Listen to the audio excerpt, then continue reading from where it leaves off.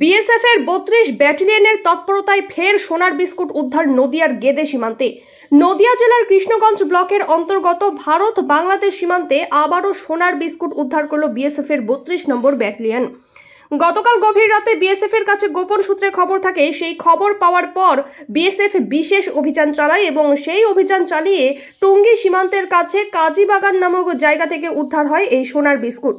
এই সোনার বিস্কুট বাংলাদেশ থেকে পাচারকারীরা ভারতে ফেলে সেই সময় বিএসএফ কর্তব্যরত জওয়ানরা দেখতে পায় এবং দেখতে পেয়ে ভারত ভূখণ্ডে যে সব চোরাচালানকারীরা ছিল ধাওয়া করে তারা সোনার বিস্কুট ফেলে রেখে পালিয়ে যায়। এই সোনার বিস্কুটের ওজন 4 কেজি 430 গ্রাম বেশি, যার আনুমানিক বাজার মূল্য 3,24,00,000 টাকার বেশি। এই সোনার বিস্কুট বিএসএফ এর 32তম ব্যাটালিয়নের কাস্টমসের হাতে তুলে দিলেন আজ। পরপর বিএসএফ এর 32 নম্বর ব্যাটালিয়ন সীমান্তে সোনার বিস্কুট উদ্ধার করছে। এটা একটা বড় সাফল্য বলে মনে করা হচ্ছে। পাশাপাশি সীমান্তে চোরাচালানকারী বন্ধ হবে বলে বিএসএফ সূত্রে জানা যায়। বিএসএফ এর এটি একটি বড় সাফল্য বলে মনে করা হচ্ছে। पुख्ता खबर थी हमारे पास कि सोने का एक स्मगलिंग का चांस है, जिसमें फ्रेंड्स को उस तरफ से बांग्लादेश साइड से इंडिया साइड में कुछ सोने की थ्रोइंग होने वाली थी। तो उस पर हमने अपने लोगों को लगाया हुआ था और हमारी जो पार्टियां लगी हुई थी उन्होंने रात में ये सीजर किया है, बहुत ही सफल सीजर किया है।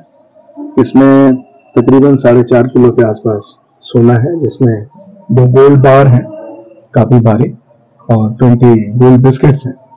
और इसकी जो अनुमानित लागत अभी बाजार में है वो तकरीबन 3.25 करोड़ से ज्यादा है। हमारी वाहिनी का प्रयास है कि हम अपने सीमा क्षेत्र में इस तरह की स्मगलिंग जो है उसको पूरी तरह से बंद करें और ग्रामवासी जितने भी हमारे एरिया में उनको हम बार बार शिक्षित करने की कोशिश करते हैं कि इस तरह की अगर कोई घटना होने वाली हो या कोई इस तरह से आदमी हो जिसको उनको लगता है कि संलिप्त है इसमें या संलिप्त होने का संदेह हो तो वो हमें बताएं। और हमें काफी सफलता भी मिली है, गांव वालों का हमें बहुत सहयोग भी मिल रहा है। और ये जो है ये सफलता अगर आप सच पूछें तो ये गांव वाले जो है उनके सहयोग और बाकी जो हमारे कार्मिक इसमें पूरी तरह से कटिबद्ध हैं इसको स्मगलिंग रोकने के लिए, उनकी मेहनत का परिणाम है। हम उम्मीद करते हैं कि वाहिनी अपने एरिया ऑफ रिस्पॉन्सिबिलिटी में जो हमारी जिम्मेदारी का इलाका है इसको स्मगलिंग मुक्त करने में सफल होगी। যদি এখনো আমাদের খবরের দর্পণ চ্যানেলটি সাবস্ক্রাইব না করে থাকেন তাহলে এখনই সাবস্ক্রাইব করুন, সঙ্গে বেল বাটনটি ক্লিক করুন আর পেয়ে যান সব খবরের দ্রুত ভিডিও আপডেট।